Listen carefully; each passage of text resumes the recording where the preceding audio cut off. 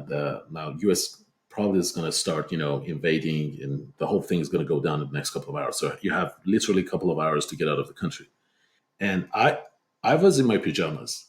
Welcome back, investor, to another passive income adventure.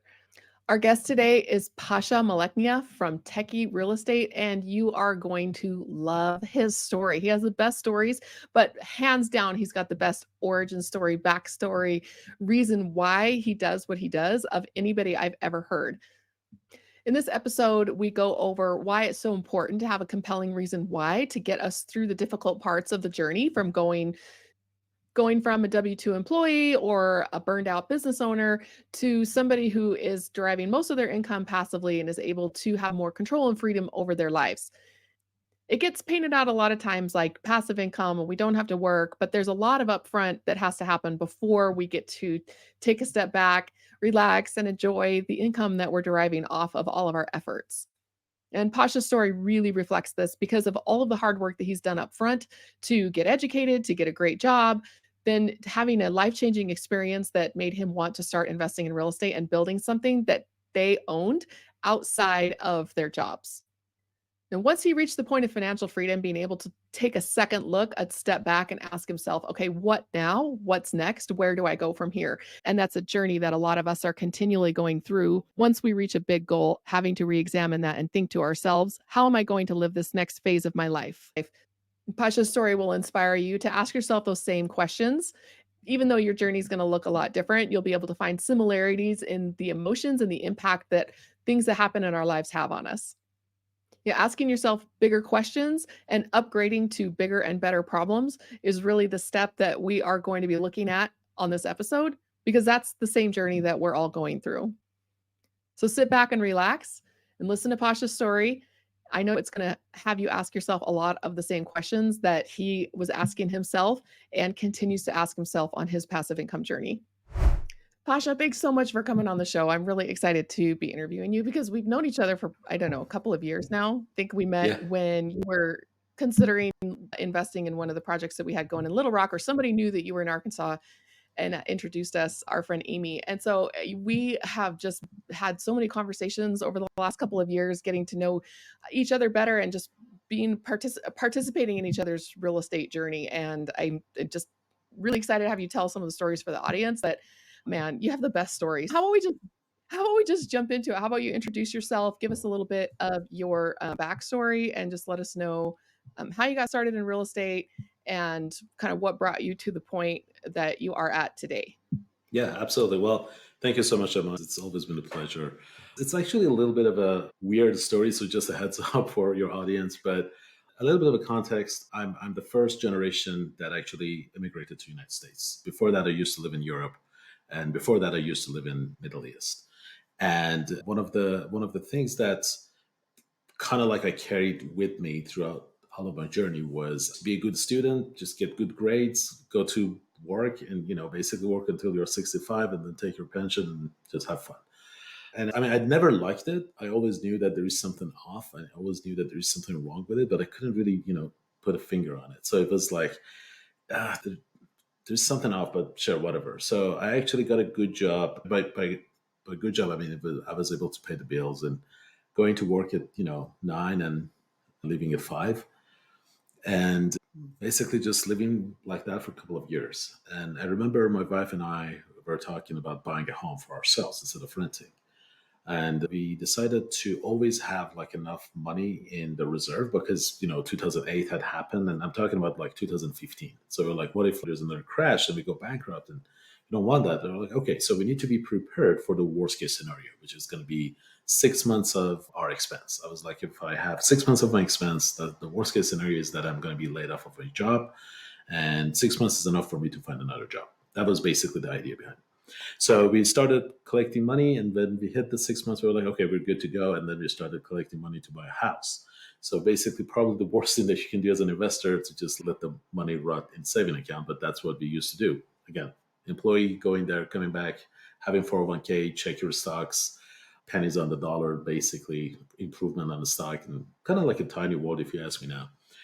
And then we actually decided to. My wife and I actually love traveling around the world or even around the U.S.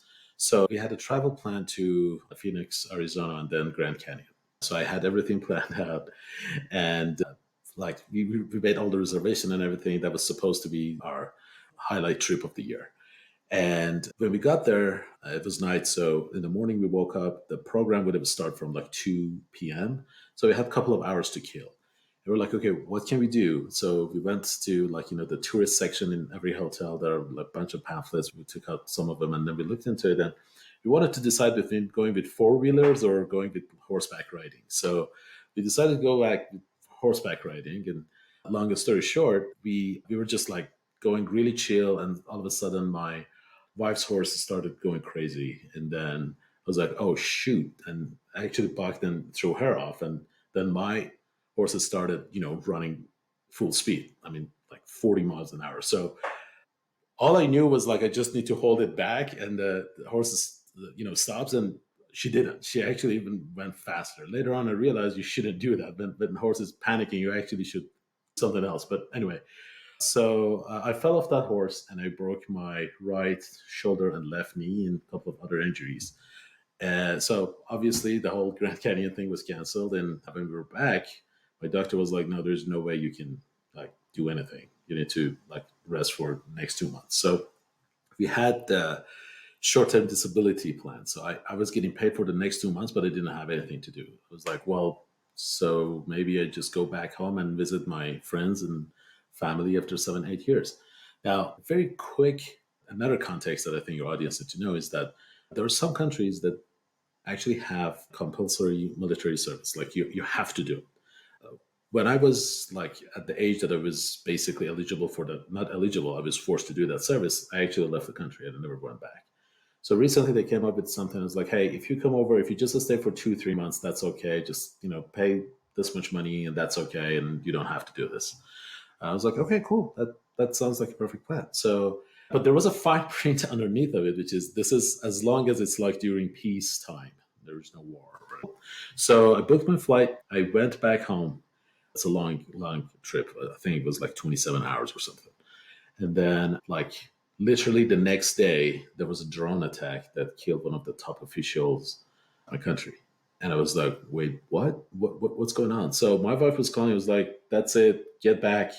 It's not safe. I mean, there's going to be something happening. I was like, no, it's fine. So what?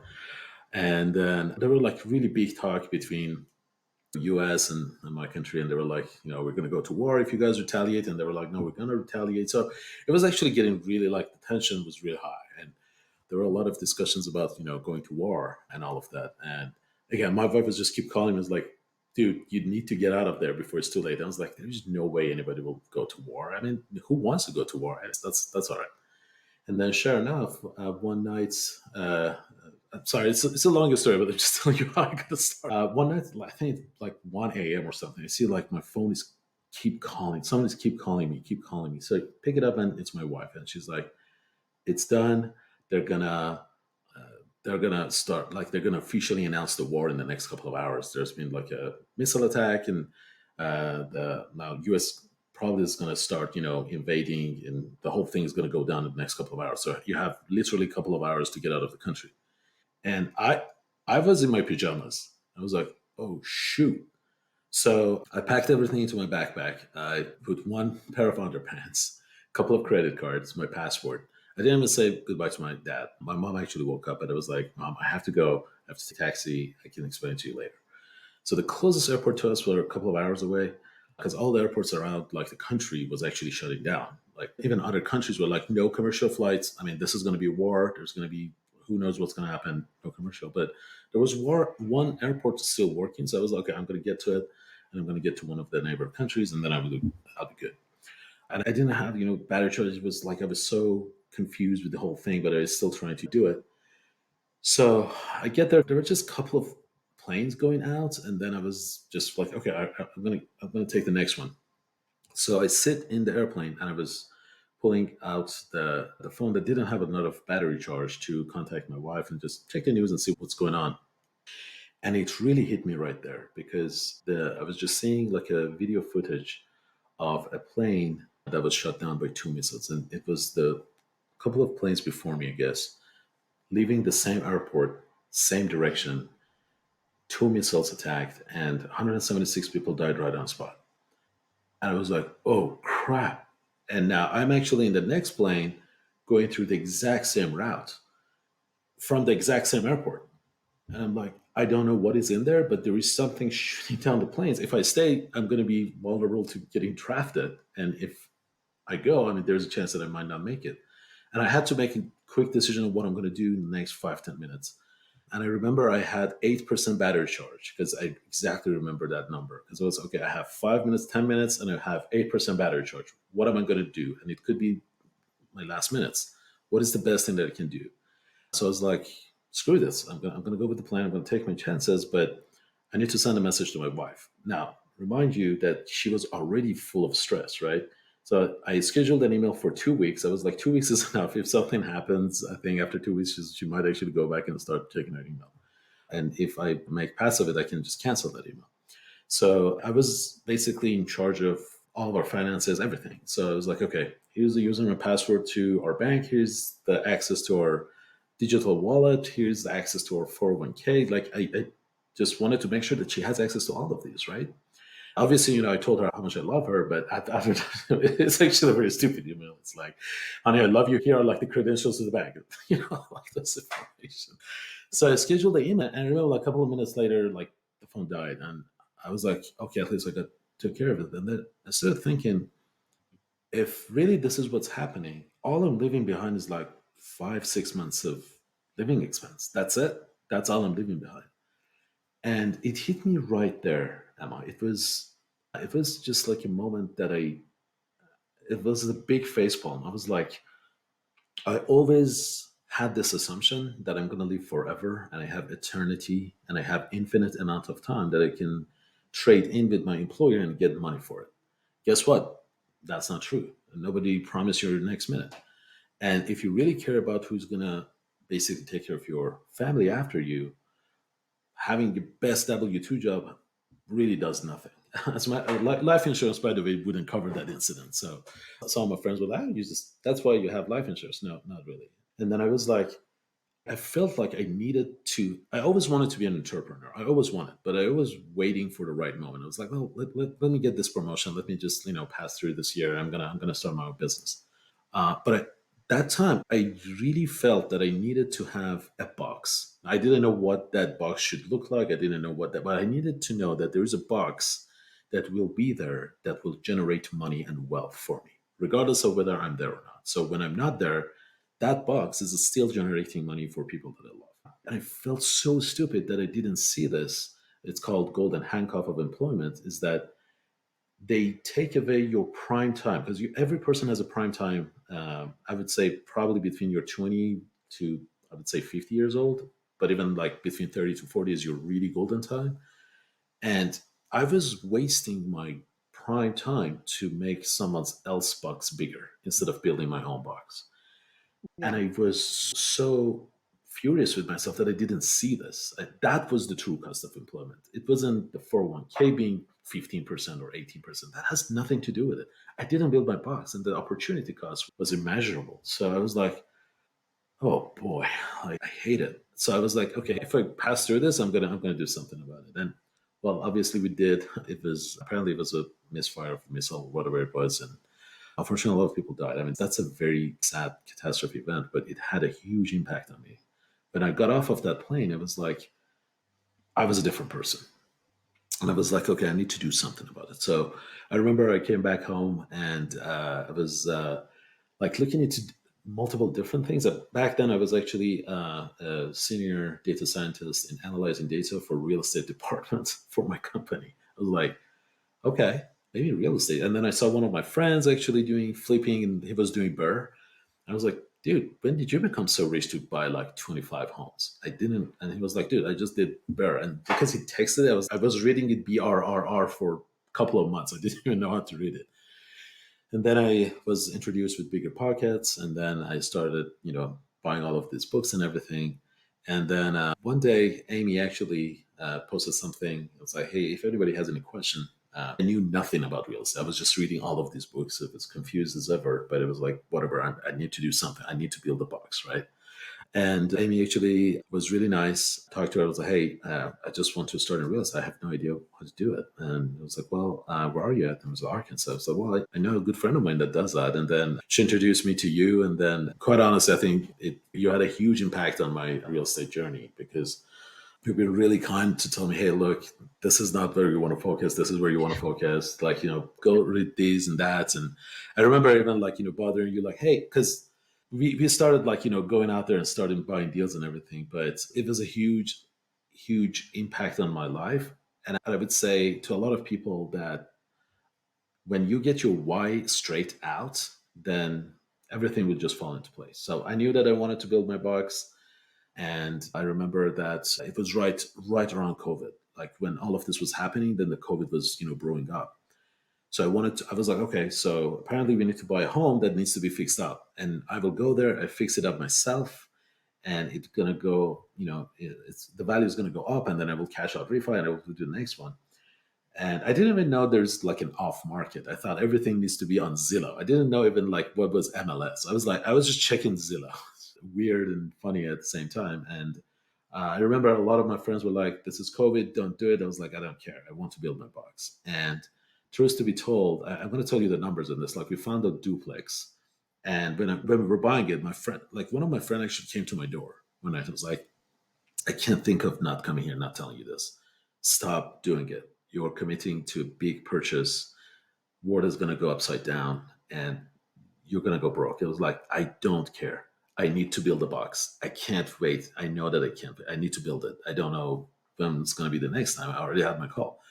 So we bought that. A duplex came to the market at 11 p.m. We put an offer on it at 7 a.m. and we had it under contract on 9 a.m.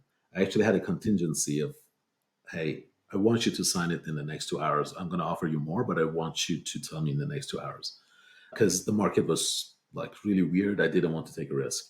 We bought it for it was listed for 245. We bought it for 248. We spent about $60,000 on it. So we were about, roughly speaking, $310,000. And it was first appraised like right after the renovation. It was appraised for 420, and after that, it was appraised for 600. Because, and I mean, just to say, like, I'm so happy that I didn't stop and I didn't listen to people, and I just did it because I just wanted to build a box. Even if it was valued at 200, I would have been okay with it because I just wanted to rent it. And yeah, that's actually how we got it started. And then we started buying the next one and the next one and the next one. The journey just started. It's such a compelling story because a lot of us have things that have happened to us that drive our why, and it's not like that. It's not like that. So, I mean, for me, it was like my husband got laid off, and he has 6 kids and a wife who's working part time as a photographer. And I've just felt the same thing that you felt like. How did I get our family into this position that we have basically one source of income with my little part time gig that I was working to be able to go on vacation once a year? Hopefully, you're one of the very few that has a story like that. And that duplex that you bought, I think that you were actually renovating the duplex and we were on a video Yeah. call while Yes. you're painting and covered with stuff. And I feel like that duplex is like my baby because there were a couple of deals before that I'm like, don't buy that deal. That's a bad deal, right? And you Oh finally yeah, found yeah, something. right, right, right. And it's not like when you say you have the why wrapped up, everything takes care of itself. It's like the motivation and the will to keep going is what is taken care of. But you've got to put in the work. It's just you're more willing to actually do it, the risk. 100%. Just, I kind of think like your why is kind of like your fuel. And I actually talked a little bit about it on episode, I think, 784 in Bigger Pockets. Is I call it no BS why because here's the thing. I came across like, financial freedom. It wasn't like a new concept to me. I had heard about it. I had heard about, Robert Kiyosaki. I even read Rich Dad Poor Dad. And like by the first chapter, I was so bored. I was like, oh, this is so boring. Such a boring book. Just get to the freaking point. And I remember like after this thing, I was like, oh, I think somebody was talking about like something like this. So I went back and I read it again and again. Like I was the same person. It was the same book. It was just like now I had a different reason. Because before that, everybody was like, oh, let's do financial freedom. We're not talking about real estate. We were in like, cryptocurrency, but that's another episode.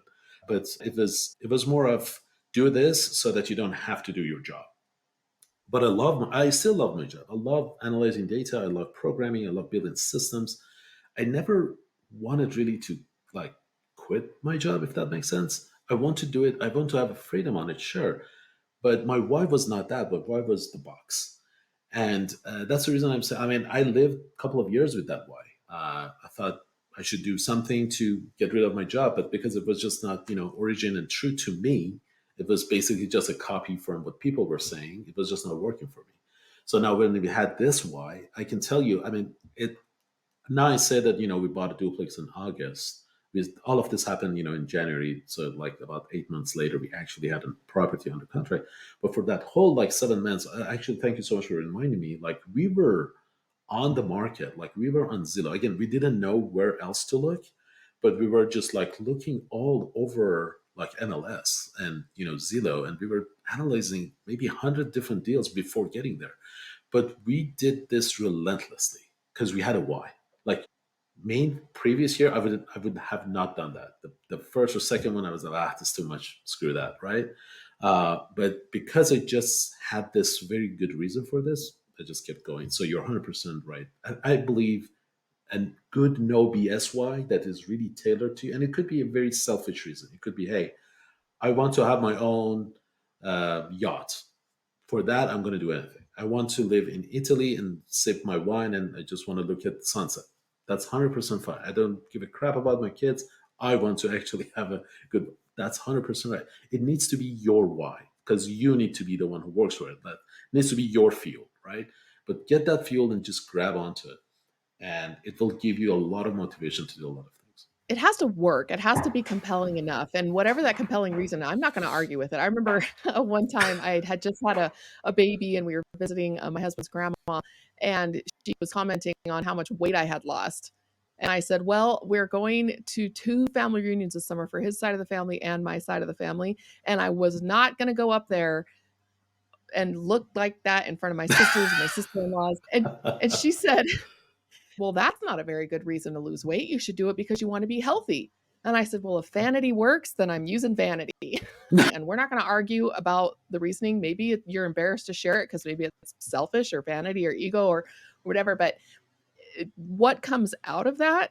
It's like, say, the vanity to lose that weight. What came out of that was better health because I was gaining all of the side effects, the benefits, because then you can go and do work. You can volunteer, you can serve, you can do things. Once you've built that, all of the side effects that go along with that, you get to enjoy, but sometimes those side effects aren't enough to actually motivate us. We need the central core of why we're after this. And your story represents that so well. And That's a good point. Yeah, right. Like I was in a vacation in Hawaii and I was like, oh, I need to start investing. No, it's always something really screwy happen, tear you up, make you, really, really afraid of whatever it is. so let's jump forward a little bit into more of the present day, what you're working on right now, because you have had a tremendous amount of success in a very short time.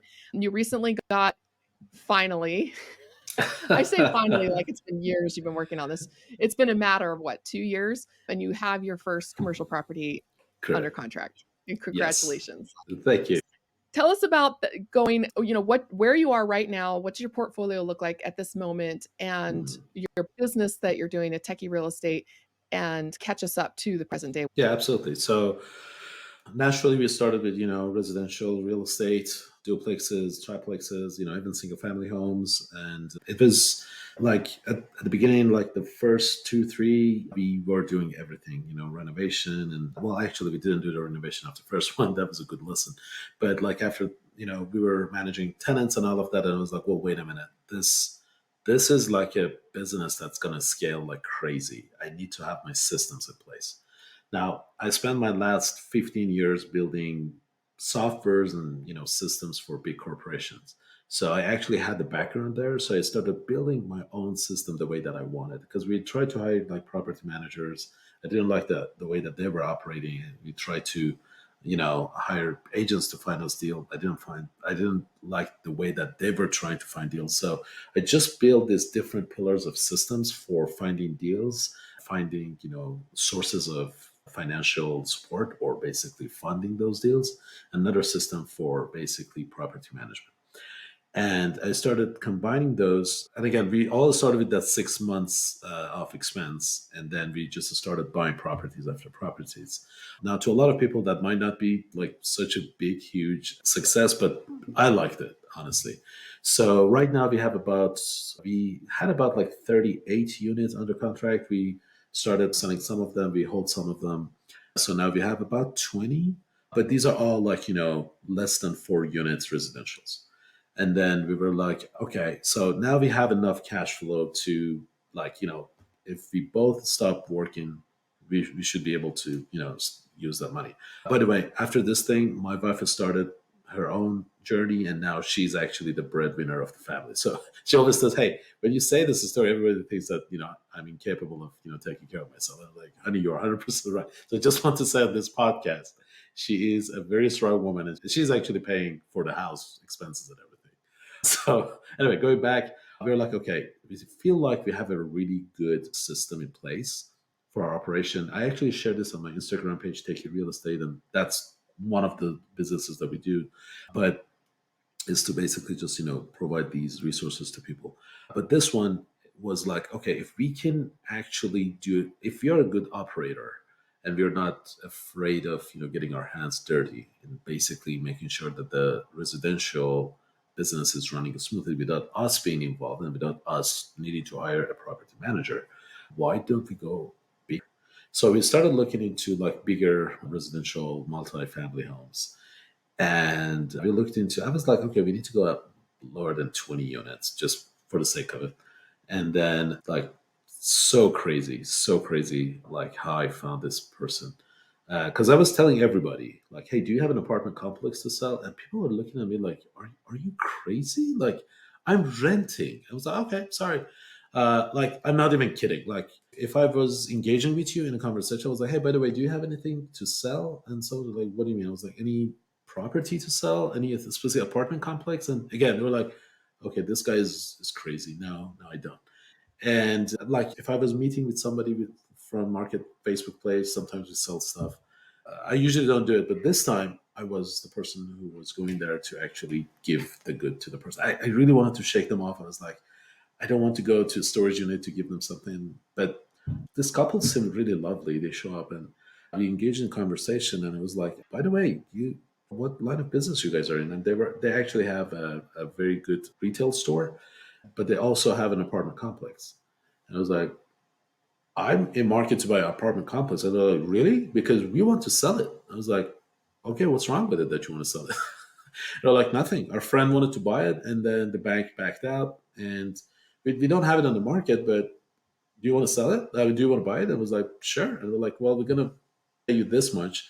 And by the number, I knew that like there's a potential. So I was like, yes, let's talk about this. So we talked with them. They're really amazing people. Well, check back on this podcast later, 3 months from now when we actually close. So I will be able to put a better comment on this one, but I'll probably leave a comment underneath of it. But they're really amazing. So they work with us. We put a 47 unit apartment complex that is heavily undermanaged, under contract. The rents are 65% of market rents, honestly.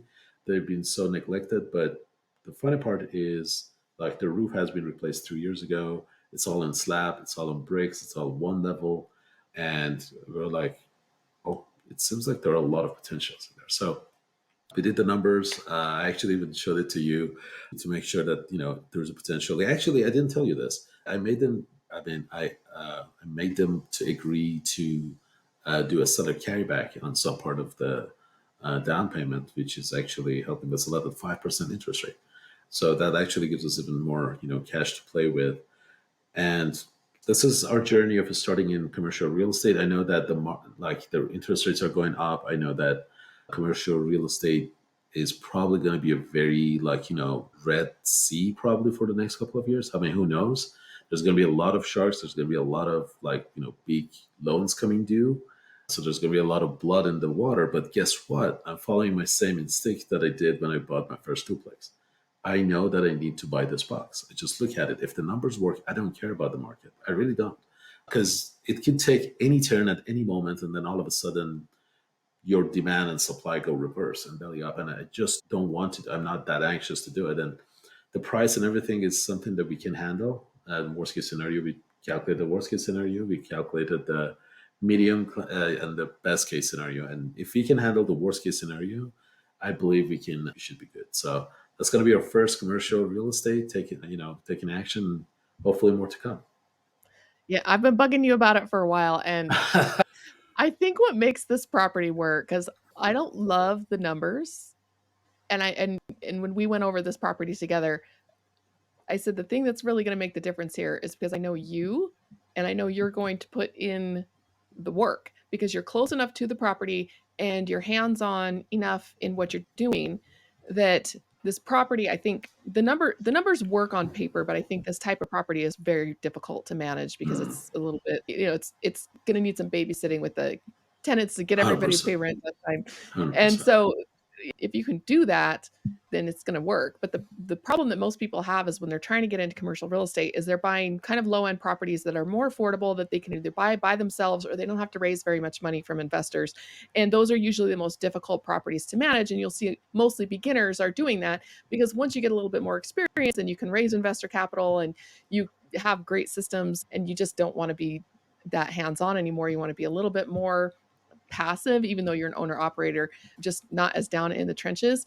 And so what you see is beginners basically getting their shirts handed to them because they're taking on properties that are very difficult to manage. They don't know what they're doing. And so in Uh, your case, I feel like that's really what sets you apart is you're close enough and you have enough other rentals that you know what it takes in order to run this business and you're very systems oriented. And so I think that this is a great first commercial property for you because of the work that you're going to put into it. So I want to kind of circle back around with that. The title of the show is The Passive Income Adventures.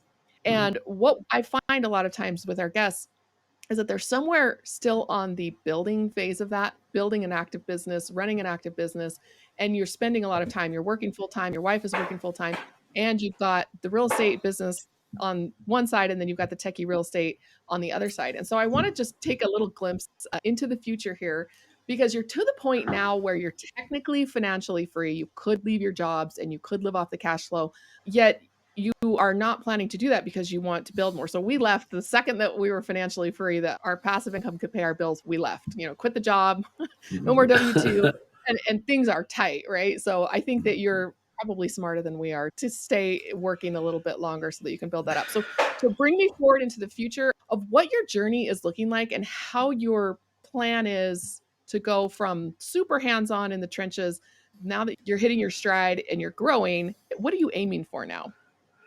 well, you're a good interviewer. So to answer your question short, I am to be again. I'm working on no BS why. I don't want to just give you a why. I'm still trying to find my why, like my second why. You know. So the short answer is I'm still going with the box. I just want my box to be bigger. But like I also told you, like my motivation is not as high as before. I got to be 100% honest with you because I mean it's working. It's giving me money. However, we do have some changes in our life recently that is forcing us to move in the next couple of years. And because of that, and hold on for it, we are planning to move to California.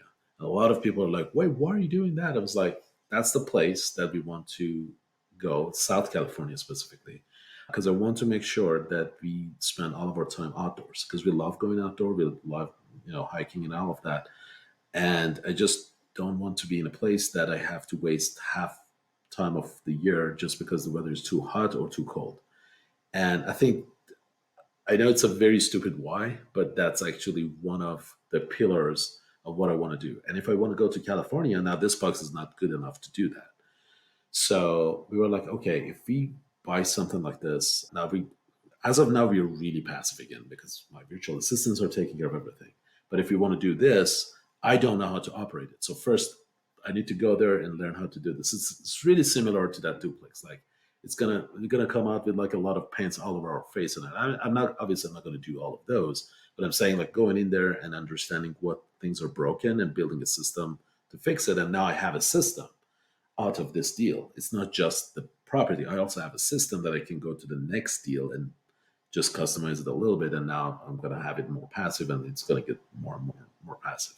By the way, we actually did get like a very good discount on the purchase price too. That those numbers that we looked actually got better. Just want to let you know. It's still so. There's a lot for me to learn, but to answer your question short, where I think we're headed to is I love building systems. So I want to go to commercials and see how we can build systems around it. We are actually, as of now, we are actively using AI in a lot of part of our systems. That gives us a lot of competitive advantages. I would assume, at least. And I love to build the system around it. And I think just having the system wrapped up and easy to use and make it affordable for other people is my next phase of my business.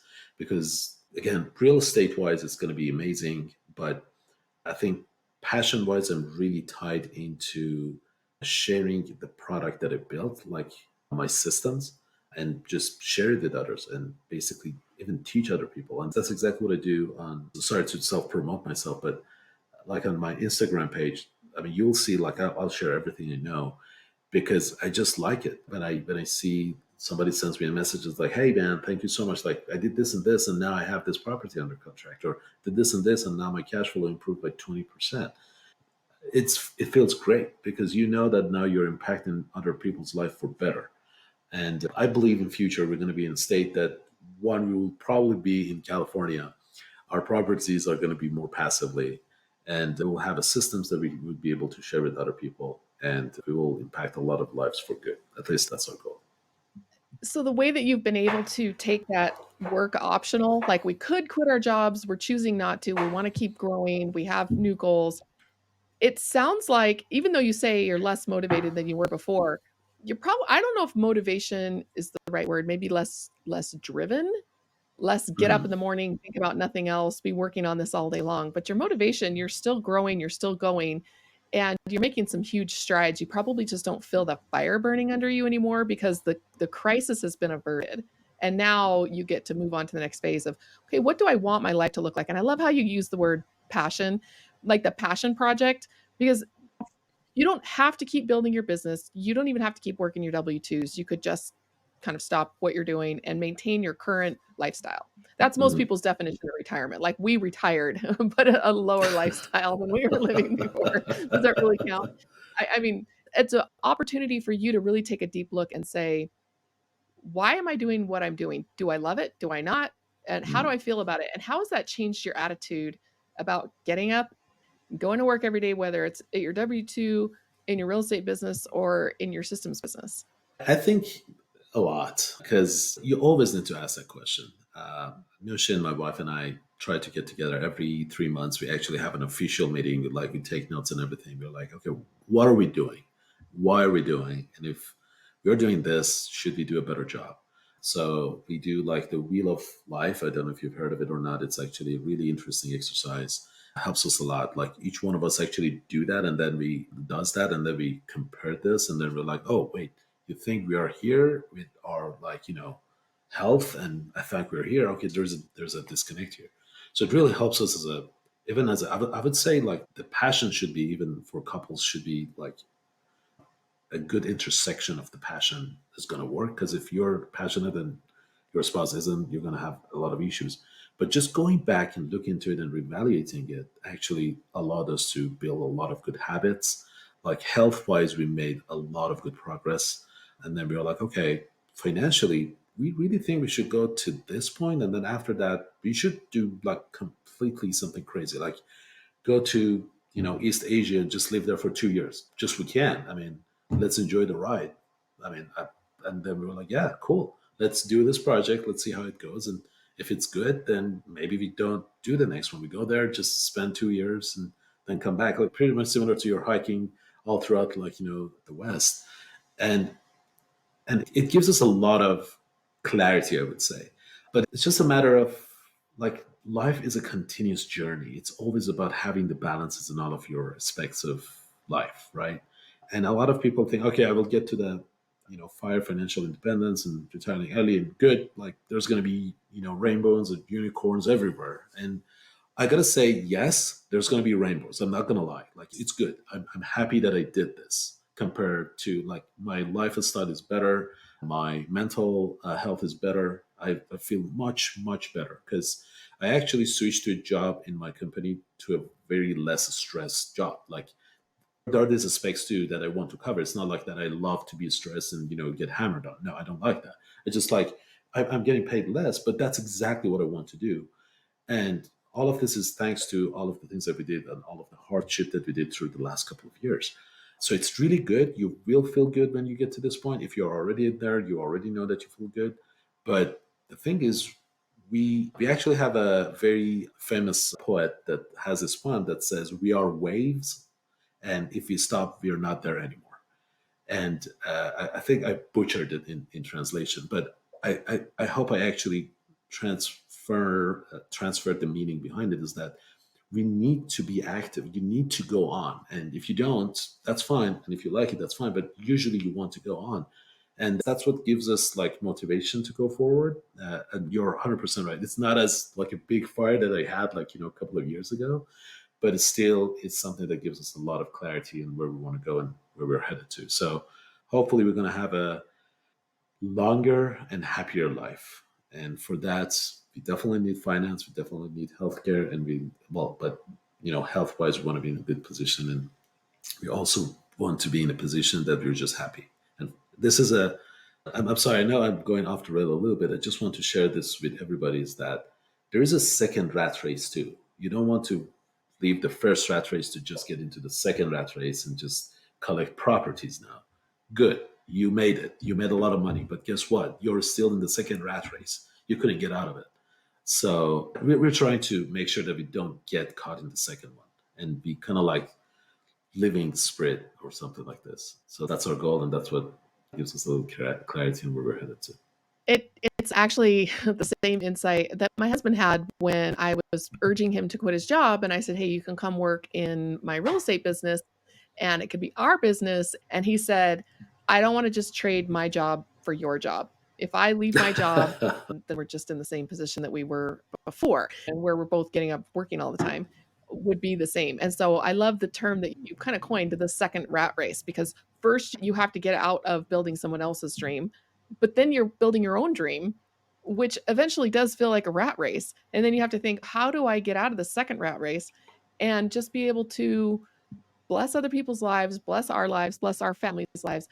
I think it's compelling in how dramatic your origin story was, but also in the speed that you were able to do this. And I think there are two keys here. If I want to sum it all up, one, when you told me that you were a data scientist, I knew that you could learn to run numbers, and it would take you about 4.5 minutes. And so I thought, okay, he's really good because he's not emotionally getting attached to properties. He knows how to look at these numbers, crunch numbers. He knows how to use a spreadsheet. You've got the tools that you need to get the finance side of this down. And the other one, let's go all the way back to the beginning where you're talking about how you put your 3 to 6 months of expenses aside. You started piling up cash. You worked hard. You studied hard. You got yourself a good job. Your wife, like you said, she went on her own journey and said, okay, I need to be able to take care of myself if something happens here. And instead of just living a bigger lifestyle, you were able to pile up cash. That doesn't mean that you live like monks and you never did anything fun. Obviously, the Grand Canyon sounded like a lot of fun. Oh, a lot. Because to this date, we haven't been back to Arizona. I told her, hey, look, we need to be okay with Arizona at this point. I mean, it looks like an amazing state. But yeah, totally, Yeah. 100% agree with you. Wish we've chosen the four wheelers because I don't want to get on an animal that has a brain Mm. smaller than a dog and can go 40 miles an hour. And a lot of my friends have ranches, and they're like, "Oh no, horses are pretty and beautiful." I'm pretty sure they are. I'm not going to get in the Yeah. back of them again. Give, Oh, give them control. so the analogy here of getting back on the horse is not, it's not actually an analogy. You I fall don't off. think so. I do not think so. I got to the point where I can canter on a horse, but I've never galloped, and you have. So that there's some. You can actually say like the percentage of horseback riding ending up with that is for me is like 100% for now because it Yeah. was the first, it's probably the last. We could sit here and reminisce all day. I've just really enjoyed getting to know you over the last few years. Like I said, you have the best Thank stories, and you. I'm sure you have a lot more. But just as we're wrapping up, I want you to let our audience know how to get a hold of you. And I always ask this question, more importantly, who and why should they get a hold of you? Yeah, absolutely. So I'm active on real estate. Sorry, I'm actually really active on Instagram. My page is at Techie Real Estate, TECHIE Real Estate, all one word. And I want to really emphasize and basically provide the content around using systems for real estate. I mean, real estate is amazing. There are a lot of good contents around it.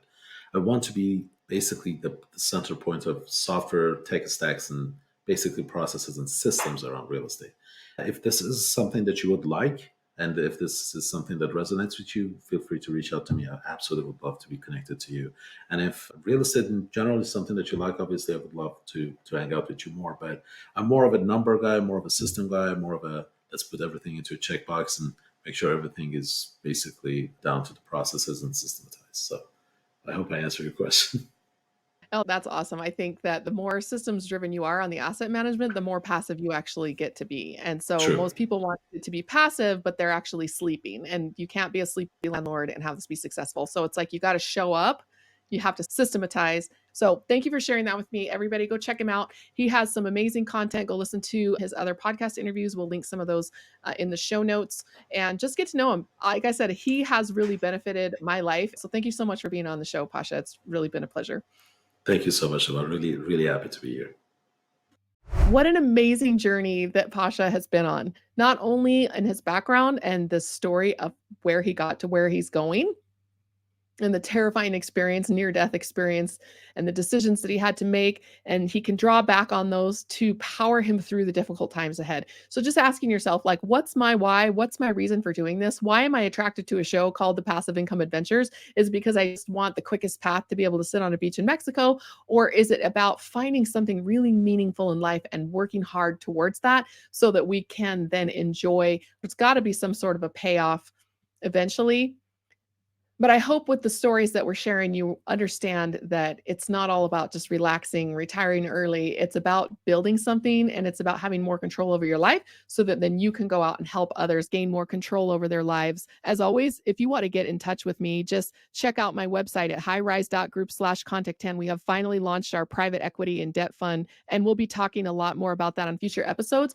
But you can invest with us at Rise Capital CO. Book a call to let us get to know one another to see if we have investments that are going to be a good fit for you. These are totally passive, but with the education up front to help you read through the materials to be able to decide on which investments are best for you and your goals. So whether you want to be an active business owner by joining our real estate investing club, or you would like to be more passive, earning a great income at your business or your job and investing with us passively, we now have options for you to do both of those things. So again, just reach out at highrise.group and you can jump in on the club or in on the passive fund. And thank you for joining us on this episode of Passive Income Adventures. And I will see you again next week.